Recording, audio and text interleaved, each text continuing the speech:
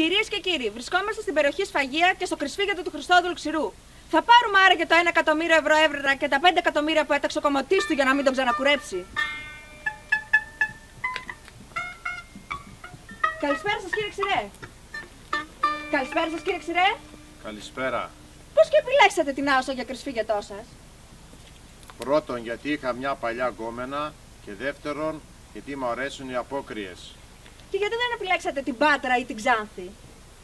Γιατί μου αρέσει η σάτυρα και συνδυάζει τη σάτυρα και η παράδοση. Πολύ ωραία. Και τι τρώτε, πού κοιμάστε?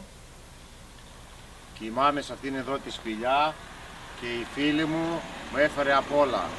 Καβόψαρα, σαρμάδες, κιουφτέδες με άρμη και ξινόμαυρο κρασί που μου αρέσει πολύ. Και ποια είναι τα σχέδιά σας από εδώ και πέρα? Μετά το τέλος των αποκριών, που θα είναι όλοι ξεσαλωμένοι και ξεσηκωμένοι, από εδώ θα ξεκινήσω την επανάσταση. Είμαι σίγουρος πως θα γλεντήσουμε με ζουρνάδες, με ταούλια και θα περάσουμε πολύ καλά. Ραντεβού στο στέκι, στο Βασιλόπουλο των Καρναβαλιστών στις 9 Φεβρουαρίου, η ώρα 5. Ευχαριστούμε πολύ. Συγγνώμη.